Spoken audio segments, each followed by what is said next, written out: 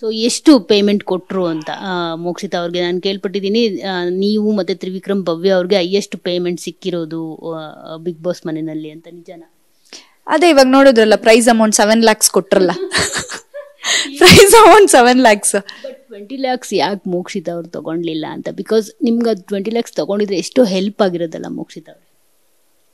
ನಾನು ನಿಮ್ಗೆ ಏನ್ ಹೇಳ್ದೆ ಹೇಳಿ ಸ್ಟಾರ್ಟಿಂಗ್ ಅಲ್ಲ, ಮೋಕ್ಷಿತಾಗೆ ಈಸಿಯಾಗಿ ಸಿಗೋದು ಯಾವ್ದು ಇಷ್ಟ ಆಗಲ್ಲ. ಕಷ್ಟಪಟ್ಟು ಪಡ್ಕೋಬೇಕು, ಆಗ ಅದ್ ನಮ್ ಜೊತೆ ಕೊನೆವರೆಗೂ ಇರುತ್ತೆ. ಕಷ್ಟಪಟ್ಟು ನಾವು ಪಡ್ಕೋತೀವಲ್ಲ, ಅದ್ ನಮ್ ಜೊತೆ ಕೊನೆವರೆಗೂ ಇರುತ್ತೆ. ಅಂಡ್ ಅದನ್ನ ನಮ್ಮಿಂದ ಅದು ಮೋಸ ಆಗಿ ನಮ್ಮಿಂದ ಹೋಗಕ್ಕೂ ಸಾಧ್ಯ ಇಲ್ಲ. ಅದು ನನಗೆ ಅಷ್ಟು ಈಸಿ ಮನಿ ಎಲ್ಲ ಬೇಡ. ನಂಗೆ ಕಷ್ಟಪಟ್ಟು ದುಡ್ಡಿದ್ದು ಸಂಪಾದನೆ ಮಾಡೋದೇ ಇಷ್ಟ.